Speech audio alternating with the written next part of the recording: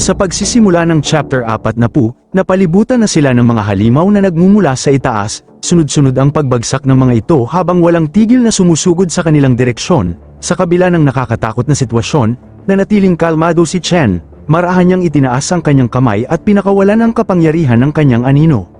Sa isang iglap, tila nilamon ng kadiliman ang mga papasugod na halimaw, at halos sabay-sabay silang naglaho. Ang tagpong yun ay nasaksihan ng kanyang nag-iisang kasama, na hindi maitago ang matinding pagkagulat.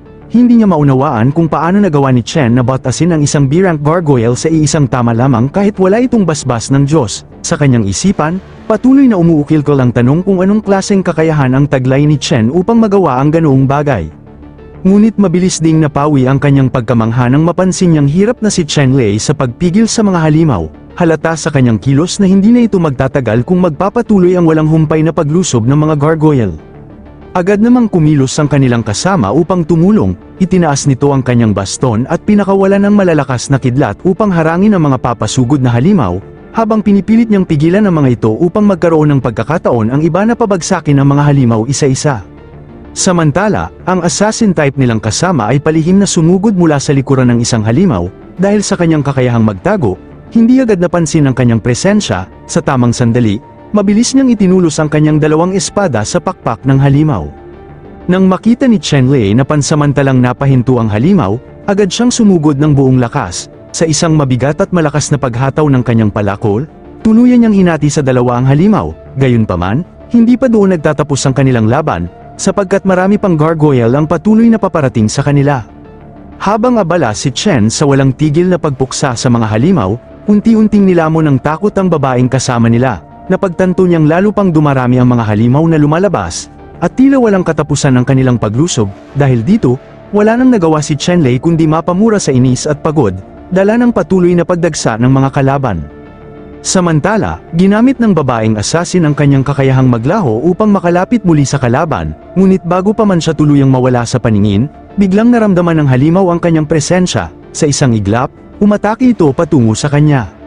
Nagulat ang babaeng assassin nang muntik siyang tamaan, at sa kanyang isip ay sumagi ang pangamba na maaaring nabisto ang kanyang kakayahang magtago. Kasunod nito, naramdaman niya ang matinding sakit kahit daplis lamang ang tinamo niya sa kanyang balikat. Sa kabila ng maliit na sugat, napaluhod pa rin siya dahil sa lakas ng tama. Dahil dito, nabuksan ang kanyang depensa at nagkaroon ng pagkakataon ng halimaw na sumugod upang tuluyan siyang tapusin. Sa sandaling yun, sumagi sa isip ni Chen Lei na maaaring katapusan na ng kanilang kasamang si Suhan. Ngunit sa huling sandali, isang anino ang biglang sumulpot. Ang anino ni Chen. Sa isang kisap mata, winasak nito ang halimaw at iniligtas si Suhan mula sa tiyak na kapahamakan. Agad na tinakbo ni Chen Lei si Suhan habang galit na sinisigawan ng kanyang mga kasama na huwag nang mag-aksaya ng oras sa pagtayo lamang. Kaagad nilang pinalibutan ng sugatang kasama, at kitang-kita ang matinding pag-aalala ng healer ng grupo habang mabilis nitong sinimulan ang paggamot.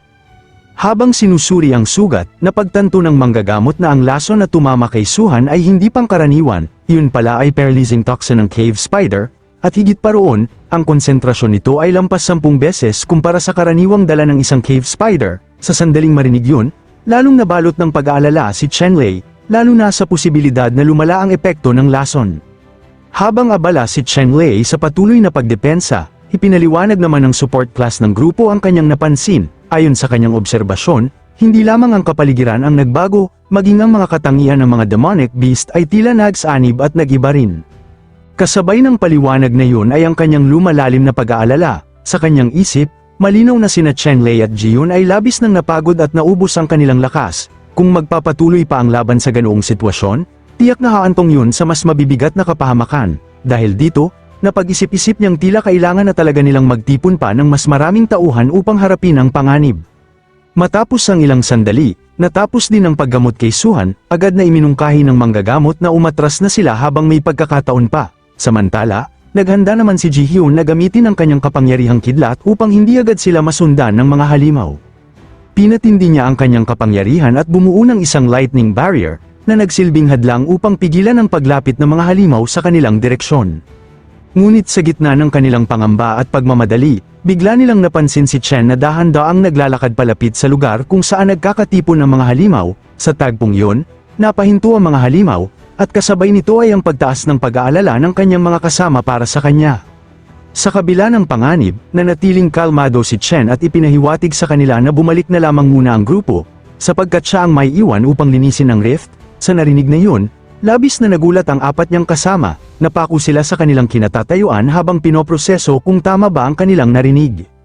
Nang makabawi sila mula sa pagkabigla, agad nilang sinubukang pigilan si Chen. Para sa kanila, tila nagpapakabayani lamang siya at maaaring isugal ang sarili niyang buhay nang walang dahilan. Ipinunto rin nila na kahit humanga sila sa ipinakitang lakas ni Chen, natupad na nila ang layunin ng kanilang investigasyon, wala nang saysay na ipagpatuloy pa ang labanan kung masasayang lamang ang natitirang lakas. Mas makabubuti raw na umatras muna at magplano ng maayos kasama ang iba. Ngunit sa kabila ng lahat ng kanilang panghihikayat, hindi nakinig si Chen, patuloy lamang siyang naglakad palapit sa mga halimaw, at bahagya pang umiti. Sa kanyang kilos, malinaw na hindi niya ginagawa yon upang magpakabayani. Hindi nagtagal, ipinahiwatig niya na wala na silang dapat ipag-alala. Kasabay nito, bigla niyang pinakawalan ang kanyang kapangyarihan, at mula sa kawalan ay nagsimulang lumitaw ang napakaraming Shadow Soldiers. Ginamit niya ang mga anino ng mga goblin na dati niyang natalo, at ang lahat ng iyon ay ginawa niyang kanyang mga alagad, lalong kapansin-pansin ng pinuno ng mga goblin, na agad nagutos na paslangin ang anumang nasa kanilang harapan. Walang pag-aalinlangan na sumugod ang buong hukbo ng Shadow Goblin, bawat hampas ng mga halimaw ay sinalag ng mga anino, habang ang iba naman ay bigla na lamang lumilitaw mula sa dilim upang umatake. Hindi lamang yun, ang pinuno ng mga goblin ay walang hirap na pinipiraso ang mga halimaw gamit ang kanyang dalawang palakol, tila ba walang kahirap-hirap ang bawat galaw nito. Sa loob lamang ng ilang sandali, biglang tumahimik ang buong paligid, isa-isang naubos ng mga Shadow Soldier ni Chen ang lahat ng gargoyle sa lugar. Nang tuluyan ng mawala ang banta, marahang iwinasiwas ni Chen ang kanyang kamay, at sa utos na yun ay naglaho rin ang kanyang mga anino, tila tinangay ng hangin. Sa nasaksihan nilang yun, hindi maitago ng kanyang mga kasama ang matinding pagkagulat. Sa kanilang isip, patuloy na umuukil-kil ang tanong kung ano nga ba ang tunay na kalikasan ng mga nilalang na yun, at kung sino ba talaga si Chen sa likod ng kanyang pambihirang lakas. Sa kabila ng kanilang pagkalito, malinaw na ipinahiwatig ni Chen na kung nais nilang umatras ay maaari nilang gawin yon. Ngunit hindi nila dapat kalimutan ang kanilang naunang napagkasunduan, na ang gantimpala ay hahatiin ayon sa ambag at pagsisikap ng bawat isa. Sa sandaling marinig yon, nagkatinginan ng apat niyang kasama, hindi sila agad nakapagsalita, habang tahimik na pinoproseso ang lahat ng kanilang nasaksihan. Sa huli, nagpasya silang huwag siyang iwan. Sa halip, pinili nilang samahan si Chen at tahimik na sumunod sa kanyang likuran. Habang nagpapatuloy sila sa kanilang paglalakbay, unti-unti silang nakarating sa bungad ng isang napakalaking pintuan, ang mismong lugar kung saan matatagpuan ang tinatawag nilang Lord ng Rift. Tahimik at tila walang anumang panganib sa paligid, ngunit bago pa man sila tuluyang makapasok, may kakaibang pakiramdam na gumuhit sa dibdib ni Chen.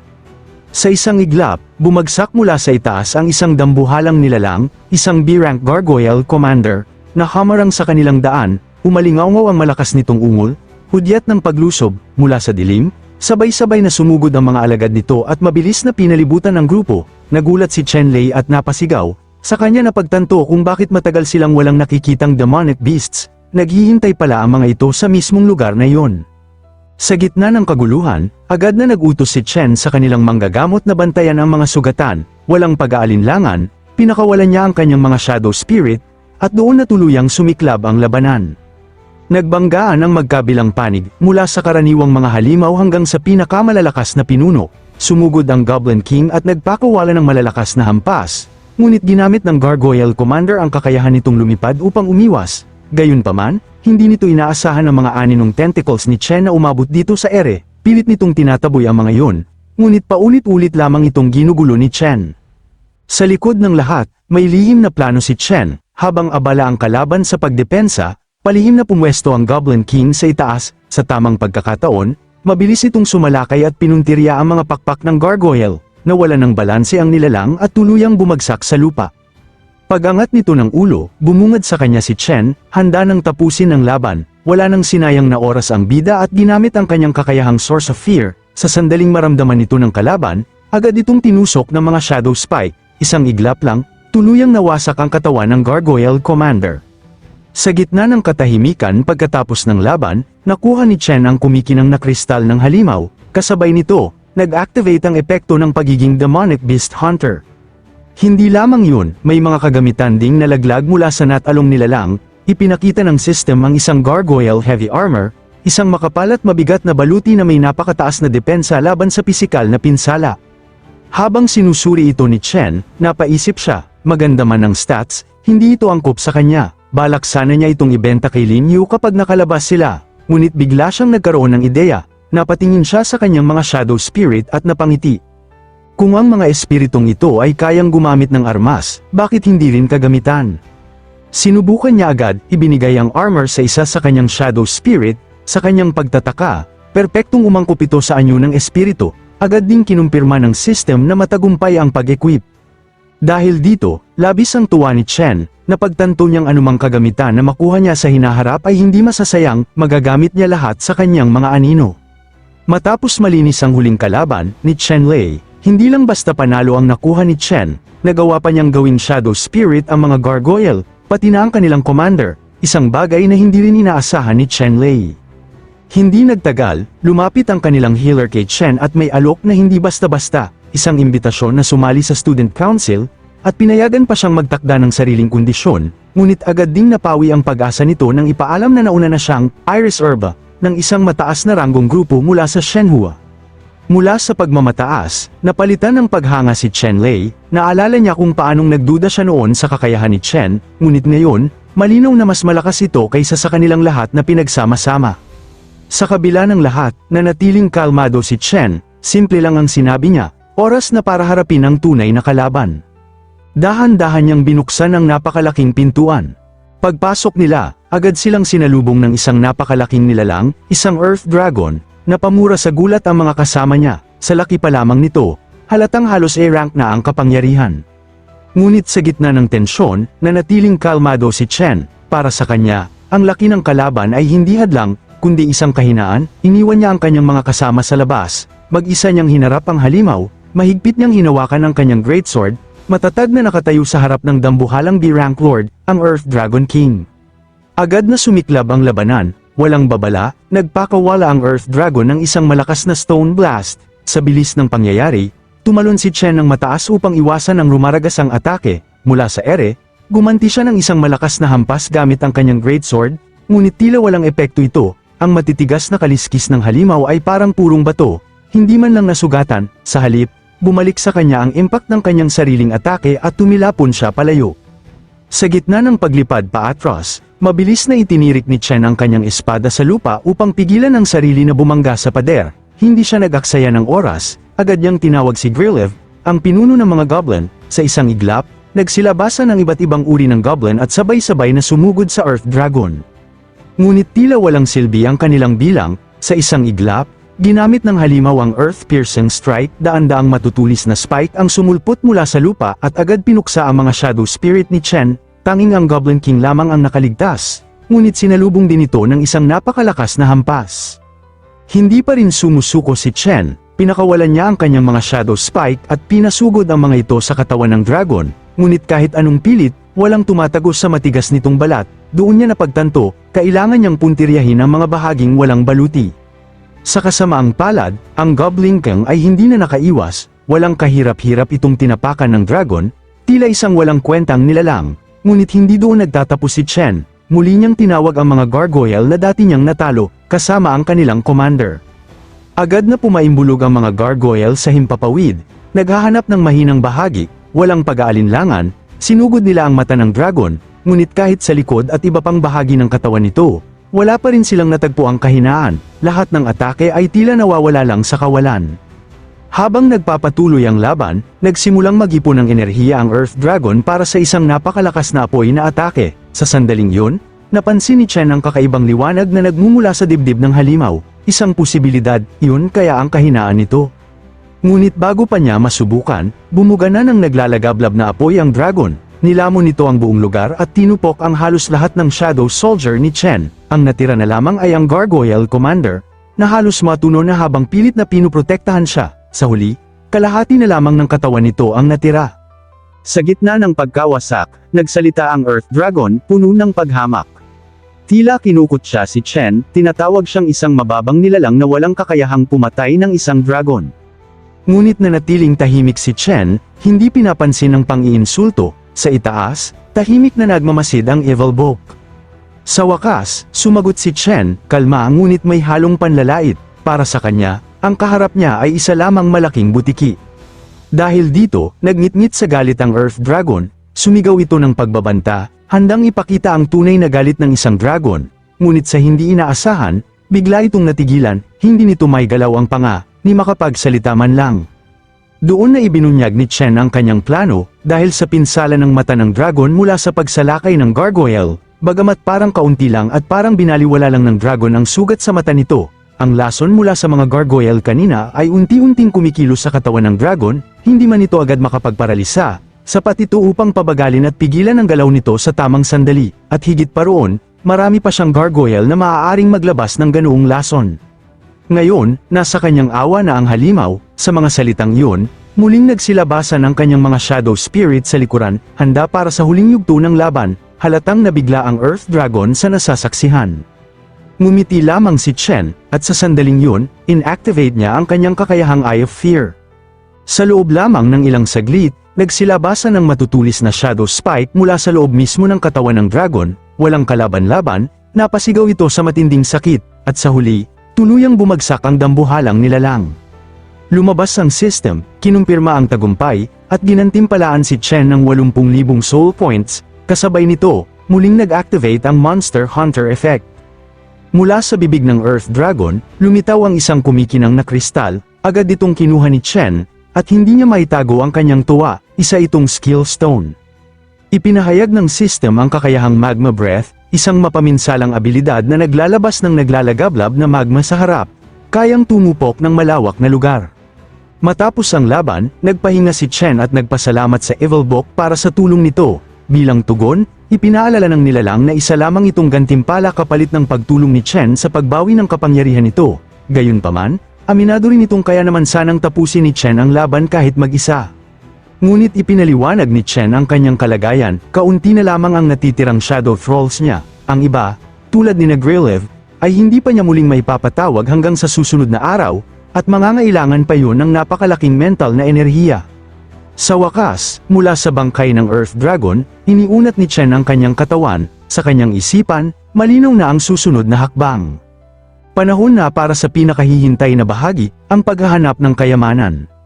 At sa ngiti sa kanyang labi, handa na siyang tuklasin kung anong mahalagang bagay ang naghihintay sa loob ng rift. Matapos ang matinding labanan sa loob ng rift, sa wakas ay nakalabas na rin ang grupo ni Chen. Sa pagharap niya sa kanyang mga kasama, mahinahon niyang ipinagkatiwala sa kanila ang paghahati ng gantimpala. Para sa kanya, sapat na nailipat na lamang ang kanyang bahagi sa kanyang account kapag tapos na ang lahat. Ngunit tila may ibang plano ang grupo, may bahagyang pag-aalinlangan sa simula, ngunit kalaunan ay ngumiti ang kanilang healer bago ibinahagi ang napagkaisahan ng Student Council, ang buong gantimpala na nagkakahalaga ng 1.5 milyon ay ibibigay kay Chen.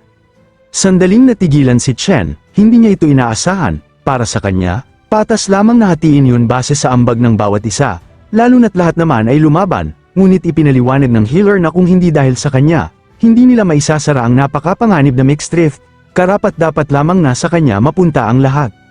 Dagdag pa rito, umaasa rin silang makakatrabaho siyang muli sa hinaharap. Sa huli, tinanggap na lamang ni Chen ang desisyon, nagpasalamat siya, kahit halata pa rin ang kanyang pagkabigla. Ngunit bago pa tuluyang matapos ang usapan, may isang boses mula sa likuran niya ang biglang tumawag. Isang pamilyar na boses, may halong seryosong tono. Paglingon niya, nakita niya si Miss Lin, may bahagyang inis sa kanyang mukha habang kinu-question siya kung nasaan siya nitong mga nakaraang araw. Hindi raw siya sumasagot sa mga mensahe, at tila may hinihingi itong paliwanag. Doon lang napagtanto ni Chen ang kanyang pagkukulang. Sa isip niya, tila napamura siya, nakalimutan niya pala ito. Gayunpaman, agad siyang nagpaliwanag, buong panahong yon ay nasa loob siya ng rift, kaya wala siyang pagkakataong sumagot, kakatapos lang din niyang harapin ang isang mixed rift. Ramdam din sa kanyang boses ang pagod, ilang araw na rin siyang kulang sa tulog, kaya kung wala na raw ibang kailangan, balak na niyang umuwi at magpahinga. Bago siya tuluyang umalis, pinaalalahanan siya ni Miss Lin na sa susunod ay siguraduhin niyang sumagot agad. Tahimik lamang na tumango si Chen at nagpaalam, saka naglakad palayo. Habang pinagmamasdan siya ni Miss Lin, may kakaiba siyang napansin, bagamat hindi gaanong tumaas ang star energy ni Chen, ang aura nito ay lubos na nagbago, mas mabigat, mas malalim, at mas mapanganib kumpara noon. Sa likuran niya, may bahagyang kaba sa boses si Suhan habang sinusubukang magpaliwanag, ngunit hindi na yun pinansin ni Miss Lin. Sa halip, hinarap niya ang buong grupo. Batay sa kanilang mga sinabi, malinaw na si Chen mismo ang tumapos sa mixed drift, at dahil doon, seryoso ang kanyang naging bilin. Ang lahat ng nangyari sa araw na yun, lalo na ang tunay na kakayahan ni Chen, ay kailangang manatiling lihim, isang utos na walang sinuman ang naglakas loob suwayin.